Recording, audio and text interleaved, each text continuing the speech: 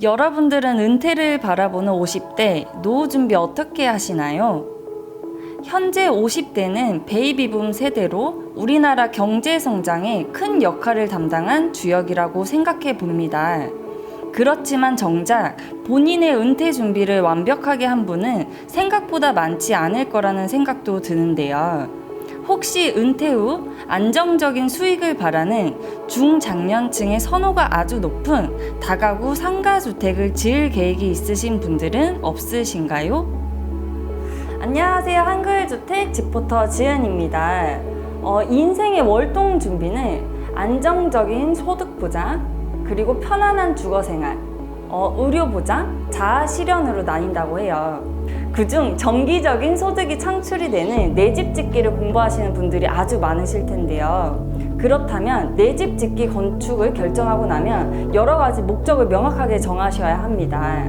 임대 중심의 수익형 건물인지, 주거 중심인지, 그리고 주인 세대가 거주할 것인지를 여러 가지 목적을 결정을 하셔야 될 텐데요. 각 층마다 여러 용도로 구성할지도 결정해야 합니다.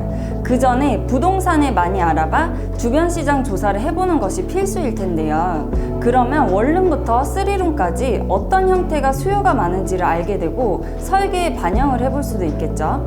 최근에는 개인 공간인 방은 작게 하고 공용 공간인 거실과 주방은 넓게 설계하기도 하고 건축주님의 연령에 따라 다양한 구조로 설계 시공되기도 합니다. 그래서 시장 조사가 필수라는 것을 말씀드리고 싶어요.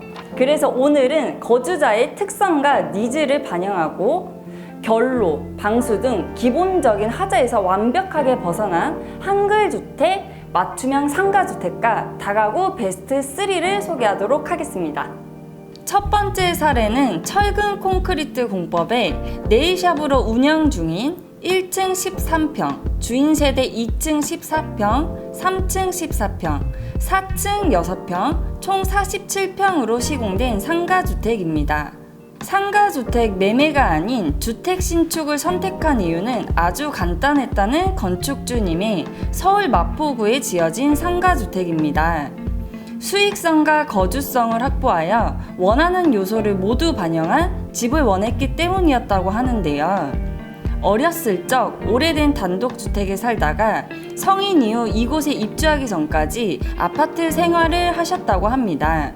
낮은 천장과 정형화된 구조, 그리고 벽을 마주하고 옆집이 있어 마음껏 떠들 수도 없었던 생활에 지쳐 사회에 나올 무렵 언젠가는 나도 나의 집을, 아파트가 아닌 진짜 나의 집을 갖겠노라 결심하셨다고 합니다. 28평의 작은 대지였기 때문에 용적률은 법적 포용 한계까지 채워 시공된 주택입니다. 1층은 상가, 그리고 나머지 2, 3, 4층은 주인 세대 주거용 주택으로 설계된 집인데요. 가장 많은 중점을 둔 곳은 거실이라고 합니다. 가족이 모여 함께 지낼 수 있는 공간이 삭막해지고 있는 현대사회에 더욱 중요하다고 생각하셨기 때문이라고 하는데요. 거실의 경우 층고가 약 4m로 일부는 복층으로 구성하여 면적을 추가적으로 확보하였습니다. 4층의 옥상은 테라스로 구성을 하였는데요. 요즘 소위 말하는 루프탑으로 보이네요.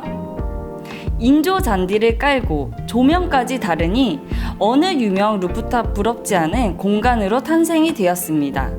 건축주님께서는 친구들이 놀러오면 이곳이 자기 집보다 더 좋다고 돌아가지 않으려 하여 요즘 큰 걱정거리라고 웃으며 말씀하셨습니다. 집이란 한 인간의 의식의 토대가 되는 기초라고 생각하신다는 건축주님. 어린 시절 마당이 있는 좋은 주택에 살아보았기 때문에 좋은 환경과 좋은 꿈을 꿀 수 있었고 추억 속의 따스함을 다시 갖고 싶은 욕망을 이루게 된 서울 마포구에 지어진 47평형 상가주택이었습니다.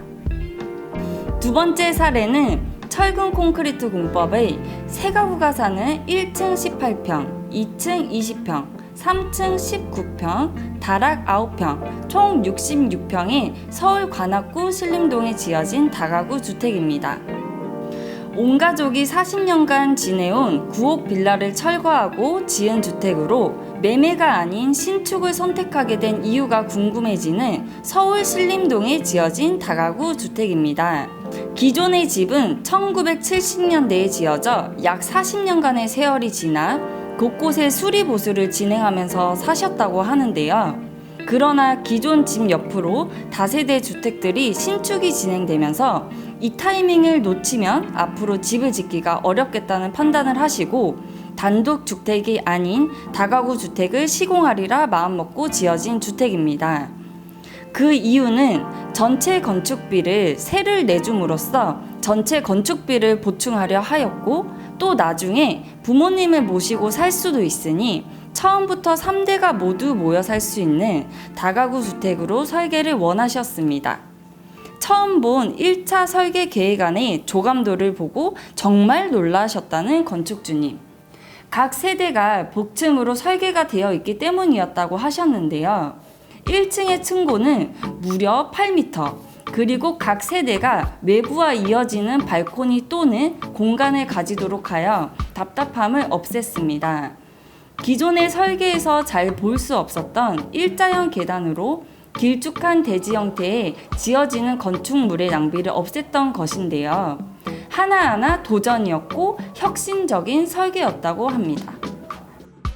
다른 시공업체 어디를 알아보아도 네모 반듯하지도 않고 직사각형도 아닌 못생긴 형태의 땅에 집을 짓기가 어렵다는 답변을 듣던 중 한글 주택을 만나게 되었고, 건축협회에서도 인정받아 2019년 서울시 건축사 협회가 수여하는 우리 동네 예쁜 집 동상까지 수상하게 되는 영광까지 따른 집을 지어주셔서 너무나도 감사하다는 서울 신림동 66평 다가구 주택이었습니다. 세 번째 사례는 철근 콘크리트 공법의 건축의 3요소인 구조, 기능, 미를 모두 잡은 1층 45평, 2층 39평, 다락 5평, 총 89평의 서울 은평구에 지어진 다가구 주택입니다. 빈 대지에 다가구 주택 짓기를 결정하게 된 이유는 아주 단순하셨다고 합니다. 혼자 사는 것보다 여럿이 사는 게 더 좋지 않겠냐는 생각에 지어진 3가구가 함께 사는 다가구 주택입니다. 내장 작업이 진행될 즈음 세입자분이 공사 중임에도 불구하고 내부를 슬쩍 보더니 두말 안 하고 계약을 하셨다는 에피소드가 있었다는 집. 그래서인지 집이 완공되기까지 힘들었던 기억보다는 뿌듯한 기억만으로 채워졌다는 집을 구경해 볼까요?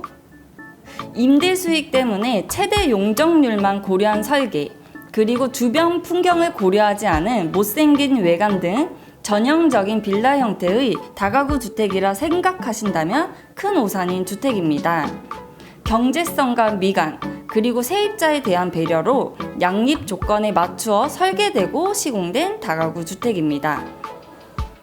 단독주택 같은 다가구 기본은 갖추고 대지 조건을 반영한 디자인, 그리고 주인 세대와 세입자의 명확한 동선 분리를 통해 집의 특징을 살렸습니다.